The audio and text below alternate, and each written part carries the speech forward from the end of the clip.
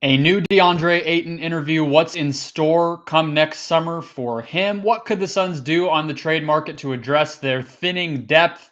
And what's the lookout for the rest of the season? What does this team want to and need to accomplish as we finish out the regular season here? All of that coming up with Duane Rankin of the Arizona Republic on Locked On Suns.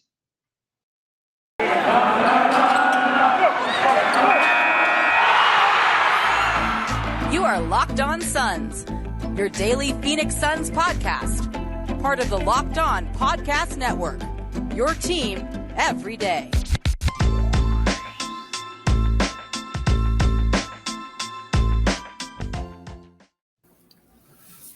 We are back. This is Locked On Phoenix Suns. We're part of the Locked On Podcast Network, and I'm your host, Brendon Kleen, covering the Suns the past 5 seasons as a credentialed media member. Thank you for making Locked On Suns your first listen every single day. Subscribe here on YouTube or on any podcast platform that you love to listen on.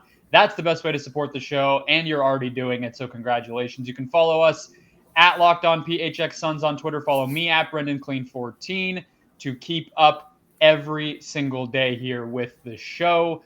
Duane Rankin, Suns beat writer at the Arizona Republic at AZ Central, is our guest today. Duane, how are you enjoying this? You had a week or so of no games, and I made you come on a podcast, but I do appreciate it. How are you enjoying the week at home? Well, I mean, I've worked the last 2 nights, so it's not like I haven't done anything. I wrote a story each of the last 2 nights. It hasn't been a full day of work, but I don't really know what to say to it. I mean, once you're in season, you're in season. So there's no well maybe, there's no maybe. It's straight ahead. So good day so far. We'll see how it ends up. Cool. You and I were talking just before that this Deandre Ayton interview with Mark Spears over at the Undefeated, which is where we will start here. It's the first time I think that we've seen an extended interview with Deandre Ayton about the contract negotiations and sort of his mindset a few now weeks and months into the season. It's not like he, burned any new ground with what he said. It didn't really jump out in particular, but I did have one quote that I think encapsulated a lot of his perspective. And you pointed out too the point at the very end of the story that he makes about wanting to be in that all defense conversation, in that defensive player of the year conversation, wanting to make an all-star team. That's, a pretty firm goal that he's setting for himself. But here's what he said too. He said, quote, "You had the time to do the negotiations. You had a deadline. It didn't work out. Boom, bada, bing. You still got to work. You still got to play in between the lines. Still got to make sure this dude don't dunk on me, score on me, or do something to win the game. Still got to do that.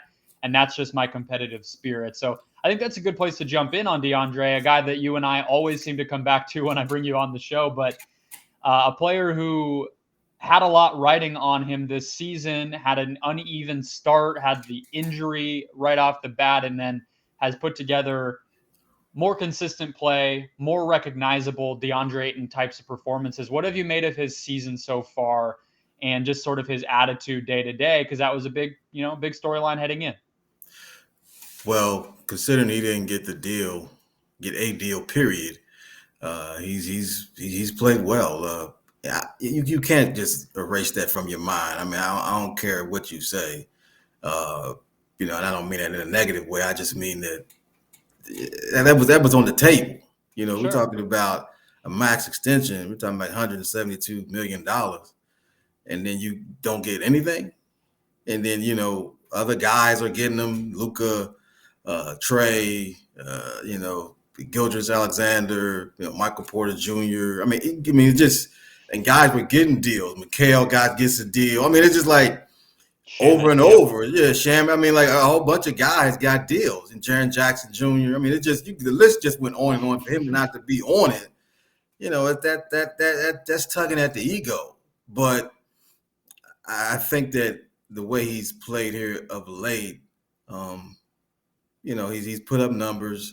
The thing I was always struck by was hearing Monty Williams before the season saying, well, we need a third scorer.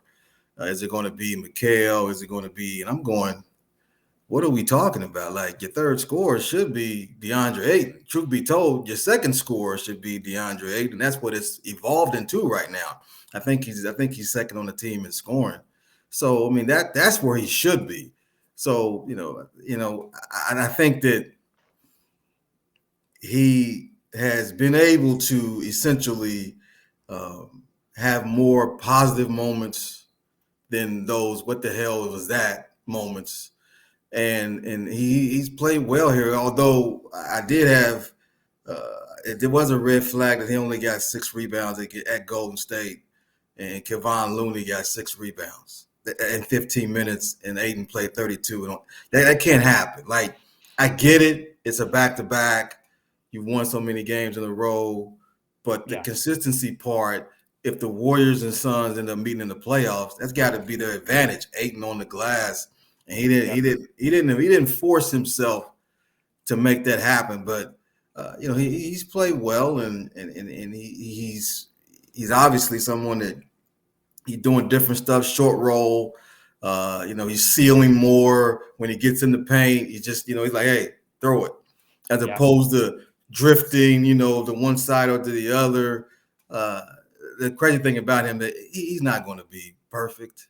He's not going to meet everybody's standard, because we all have a tremendously high standard for him, being the number one pick and the talent. So, but as far as how he's working right now with the group, he's played well. He's had a solid year, but that contract, it's on the brain. There's no other way around it, in my opinion. Exactly. I mean, and whether it's on his brain or not, there's some folks named reporters who probably won't let him forget about it, because it is just such a big storyline. I mean, it matters a lot to what the future of this team is going to look like, what plays out with him in his negotiations. So it's bound to be there. And there's going to be games, like you said. I mean, there's going to be games in this playoff streak that they're that they're bound to have this season that will look like that game 3 against the Clippers on the road, where Ayton had a 20-20 game or whatever it was, and they needed each and every one of those points and rebounds, because I think that game ended like 86-83 or whatever it was. So his value is clear. Has anything, though, changed to you in terms of how either side is going to view his free agency next summer through 25 or so of these games now? Not right now. I think it's too early in the season, but he's setting the foundation for, okay, this is what I want to be. This is what I'm trying to be. And he knows that the team needs him. It's not like they don't need him. He knows that. So he's setting the foundation for what he expects out of himself. But I think JaVale McGee, having him, has really helped him, because Ayton can be more aggressive. He knows he gets in foul trouble. JaVale comes in and can get it going, as far as rebounds and tip-ins and putbacks and things of that nature. So I think that having JaVale is helping him, and JaVale's talked with him off the court and trying to keep his mind focused and keep his mind right. JaVale keeps saying, well, he's young. Well, yes, to him, 13 years in the league, he's young. So he's being this sort of role model, being sort of this role model person, not sort of a role model for Deandre Ayton, and someone that can play. Like, he's had guys behind him that tried to do that, but they weren't impacting the team the way JaVale is. So, it's like there's a standard. Okay, Ayton, if you don't play at a certain level, they're gonna be like, all right, well, look at JaVale, so that's affecting your contract. You know what I mean? Sure. So he understands all of that. So I think a lot is trending upward with him, but it's about consistency. I mean, it's like, obviously you didn't do enough for them to give you the max extension. So what are you going to do to ensure that when you start negotiating again, that you get the kind of money that you want? That you change their mind, right? I mean, well, that's his case. His case is always, I think, was always going to be about, like you said, consistency and sacrifice, right? I mean, because he's not getting the opportunities to necessarily put up numbers or to even really like develop some of the weaker parts of his game. That's just not in the cards for him. So he has to execute what he's being asked to do at the highest possible level. That's why I read that quote. It kind of speaks to that mindset and him thinking about it the same way that I think a lot of fans are, which is, what else can I do but what's in front of me? And I'm doing that. And so, we'll see what that ultimately leads to. But everybody should go check out that piece over at The Undefeated by Mark Spears. Gives us a lot of insight into DeAndre's mindset here. We'll get into next something I've been talking about quite a bit. We're about a week away now from the Suns having the opportunity to trade for players. Most of the NBA who signed deals this past year become available to be dealt on December 15th. That's 1 week away.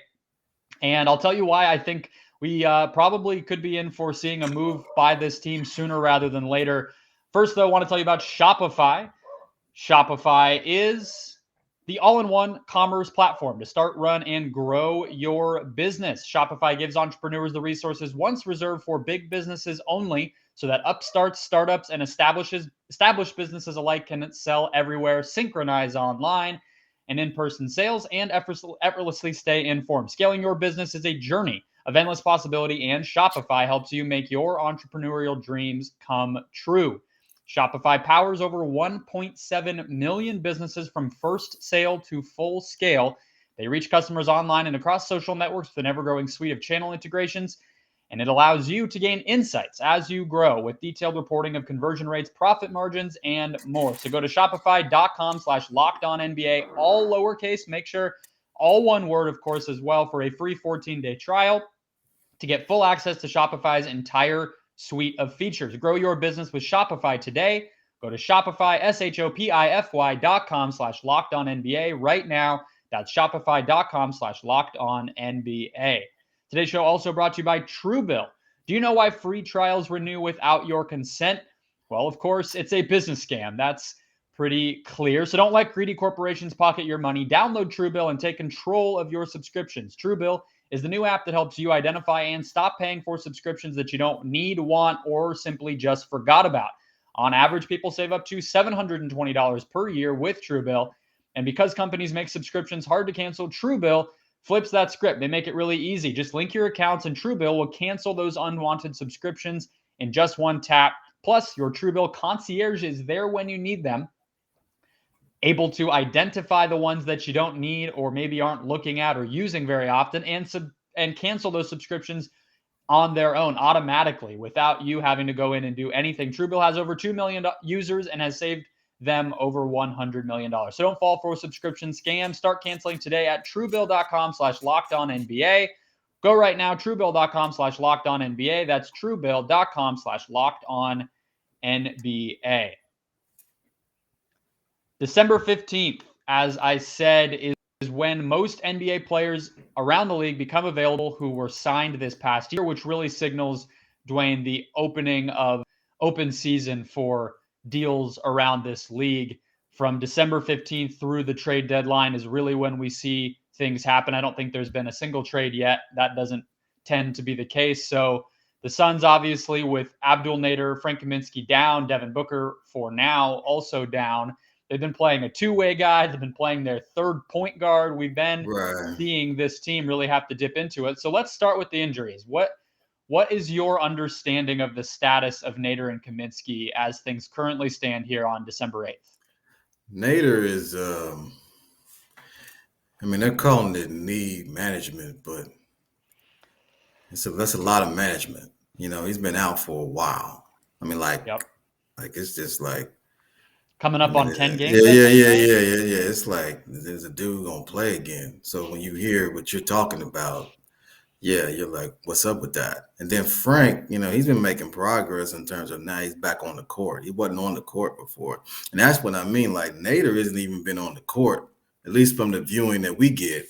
But Frank is getting on there at the end where he's like, he's balancing on one leg and he's trying to stabilize. You have to see how the knees reacting. And so it looks like that he's on the track of trying to get back.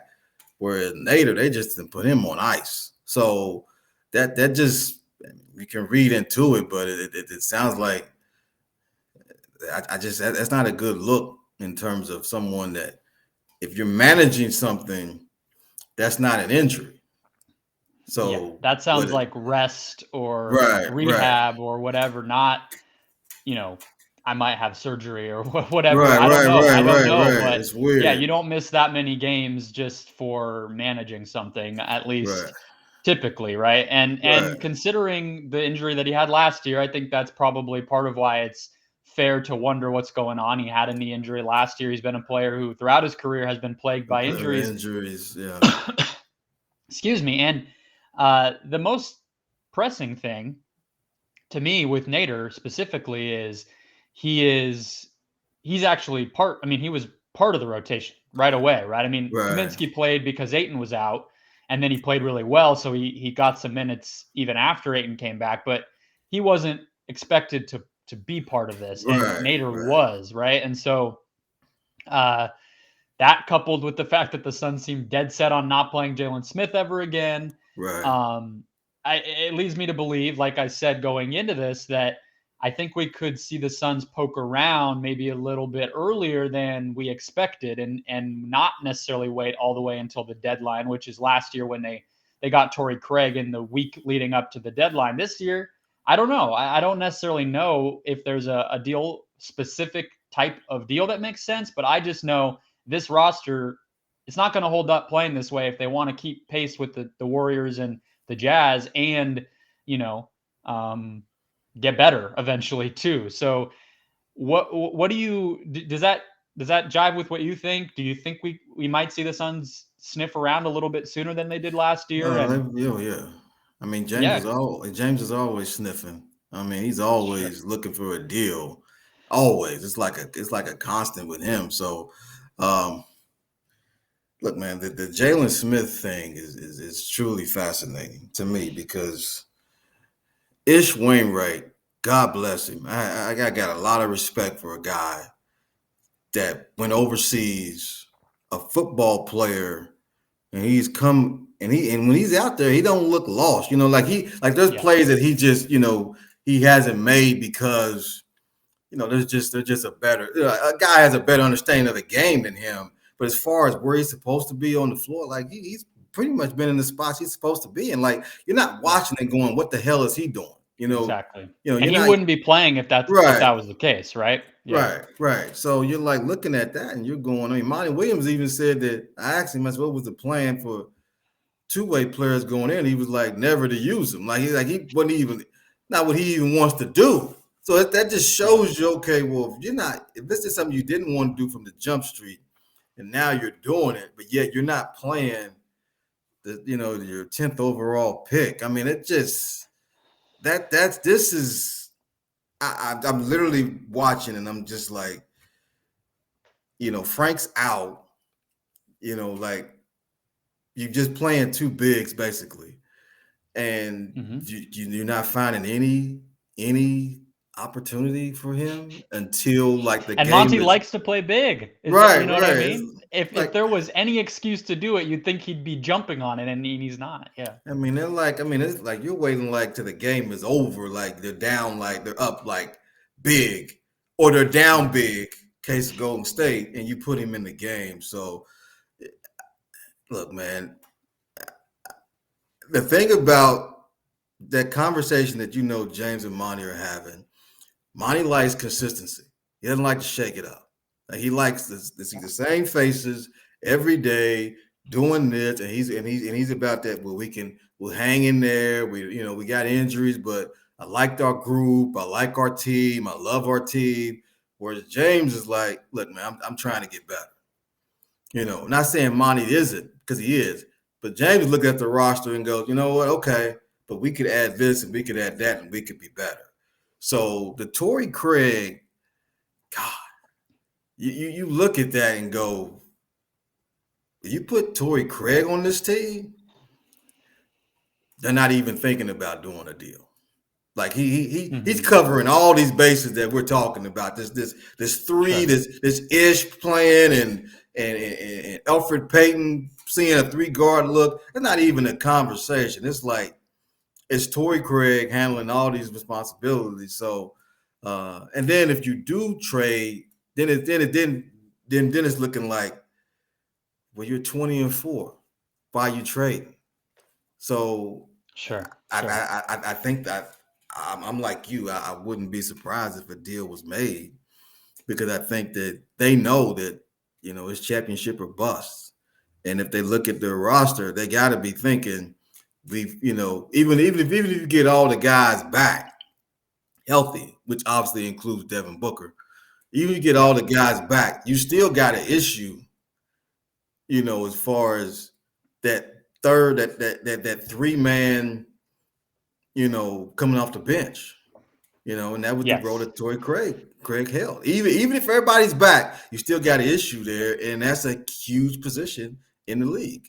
Well, that's exactly what I was going to say is Nader, prior to the injury, it's not as if he was lighting the world on fire, right? Right. He clearly was struggling. He did not look like, by the end of the regular season last year, I was actually kind of impressed and kind of thought we maybe should see more of him. Then he gets the injury, unfortunately, before. I didn't know if it was because he was still feeling that coming into this season, if it's just one of those things where throughout his career, he's just never been able to get into that rhythm because he keeps being hampered by either no playing time or injuries. But it's not like you would have trusted that spot in the rotation with Nader. Now you don't even have him. So that's Right. why I keep thinking that they might need to do something. The other part of the rotation that I've been curious and a little worried by, if I'm the Suns, is Cameron Payne, who hasn't been quite as good as I think we maybe all expected. Definitely did not look like the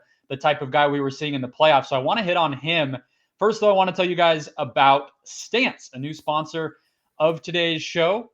Stance is everybody's favorite apparel company. Frankly, if you're an NBA fan, they make most of the cool socks and shirts and shorts that you might have taken advantage of as a Right. Suns fan, as an NBA fan. What is it, Larry Bird? They got Charles Barkley, the ones with the person up on the top of them. Those have been a favorite. Stance is wonderful. They were founded in 2009. And they are a radical reinvention of socks, underwear, and active apparel with a sharp focus on comfort, quality, and creativity. Stance brings an atypical aesthetic alongside some of pop culture's hottest collaborators for the ultimate in style and self-expression. Because everything you wear should be a direct extension of who you are and how you feel. Not only NBA, they also have partnered with the MLB, although the Diamondbacks are unfortunately not good enough to get in on any of that. Harry Potter, Batman, Star Wars, Disney, Marvel. If you love something, Stance has something for you to wear to rep that and love it and feel comfy all at the same time. Their socks are as cushy as any that I've ever tried. I have a couple pairs that are just regular standard NBA because they feel good with sneakers. They're nice, but they don't take up so much room. There's some of these socks that are so thick they take up like half a size when you try to put them on. Stance doesn't do that. Stance believes that the perfect fit matters more than just fitting in, that those who feel good do good. So go see for yourself. Register for an account at Stance, STANCE.com, and get 15% off your first purchase. That's stance.com. Promo code locked on to get 15% off your first purchase. Enjoy the color and comfort of a life less ordinary with Stance. Cameron Payne this year, Duane, I don't want to be too harsh. It's one of the things that happens when a team becomes really good is you start to pick nits. And Right. it's not to say that I'm going to come call out Cameron Payne and say he's been a bad player. That would be Right. kind of ridiculous. But he shot 48% from the field last year. He's at 38% this year. His assists are down. His three-point shooting, I think maybe more importantly than anything else, is down. And that's something that he just needs to do. That's something every Suns guy needs to do. Right. Gotta knock him So down. got to knock those down. And like you pointed out too in the last segment, is he's been playing with these other guards. So as they figure out how to balance that workload a little bit, if you don't have the ball, then you have to be able to hit that shot when you get the ball. So what have you made of Payne's season? What do you think explains maybe his struggles? Is it just random? It's just the first bit of the year and let's wait it out. Where's your perspective on it? Well, remember, he had the injury early. Yeah. And he's had that, where he's had like injuries. Like he had an injury stretch last year. I think it was like on a road trip, if I'm not mistaken. But injuries is part of it, I feel. But it's again, this is what people don't seem to understand when you're now covering a team that has championship aspirations. your expectations for that team goes up. You know what I'm saying? Yep.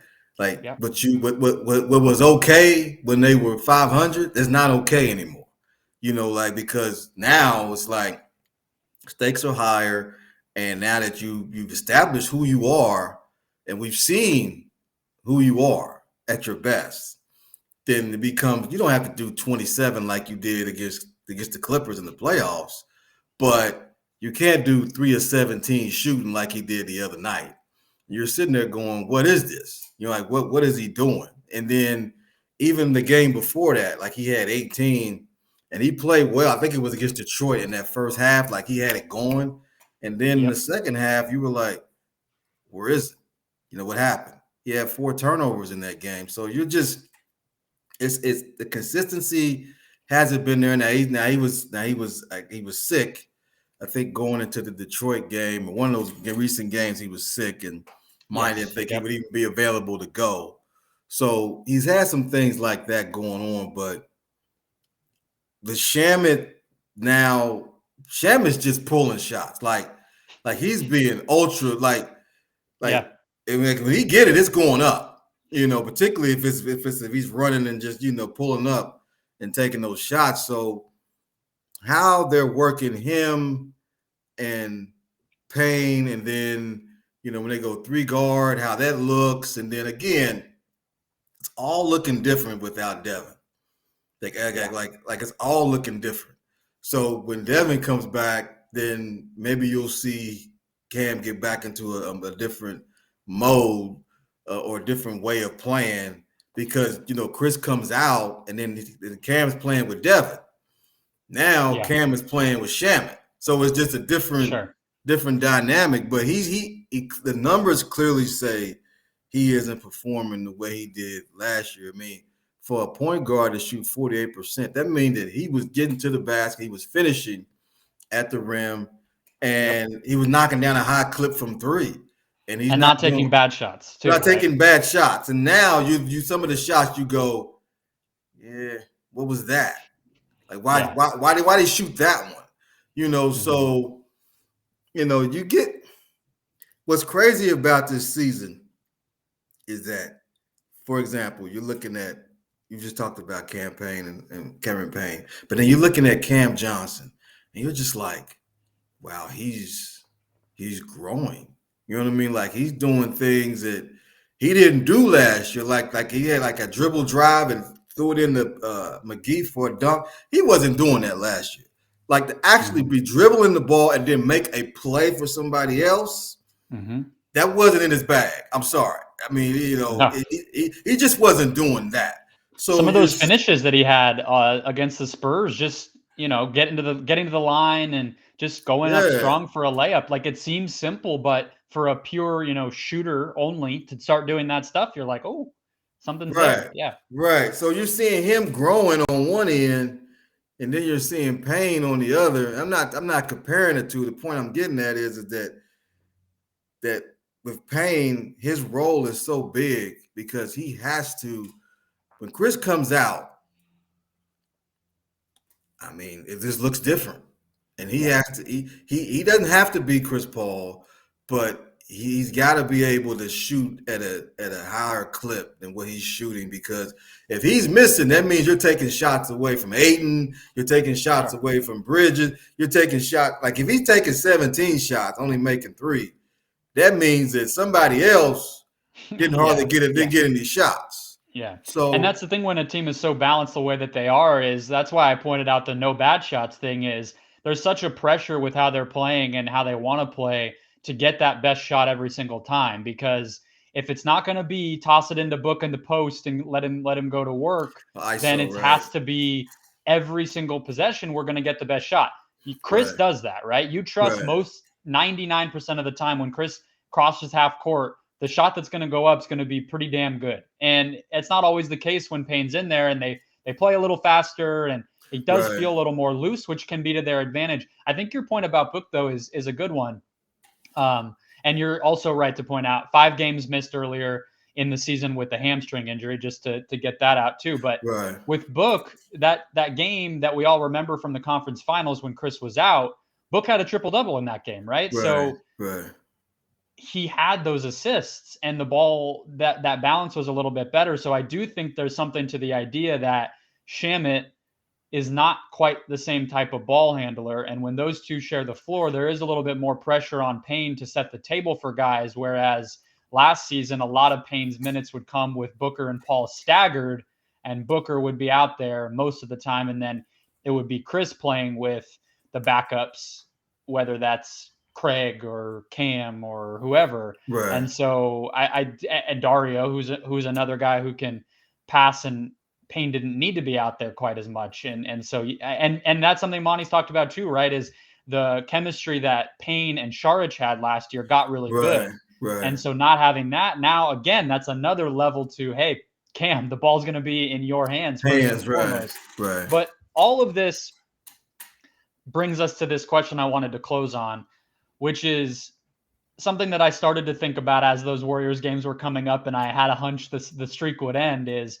to do that at the beginning of the season with so much time left. And we talked about some of the trades and Ayton and what he has to prove. And there's obviously some individual growth we want to see, and this team wants to see from these guys. But what do you think their approach is going to be? What does this rest of the season mean? What do they want to do? Right. What do they want to prove or accomplish as they get to what you said is obviously the ultimate goal, which is to get that ring that they couldn't get last year? It's when you start off as well as they did, they remind me of Utah last year. Yeah. Utah started out so hot. They had long winning streaks, and then it became, well, let's just stay consistent. There was no build up to it. Whereas I thought the Suns, they started slow. They were 8-8, and then they started to build up. So when you go from to 60, okay, now it becomes, all right, what else is there on the table? I mean, you want to keep winning, but you also know that the odds of you going on a run like that again are slim. It's not that they can't, but the odds are you going on another 18 game winning streak or 16 or whatever.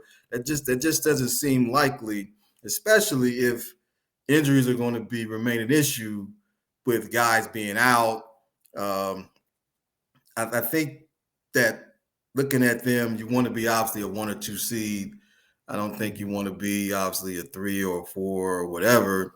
But to me, I look at the West, and I'm sorry, outside of it's bleak. It's bleak, really. I mean, like, it is. Golden State, Utah, and Phoenix, and that's it. That's it. Yeah. I mean, and there's no disrespect to these other teams, but the West is always, as of the last 10 whatever years, that's been the strength of the league, and now it's basically the East. So it's like, these challenges that they're going to have. I think you're going to see situations where, when they play a certain team, they'll play a certain way. Sure. Monty's challenge is to get them to play a certain way every night.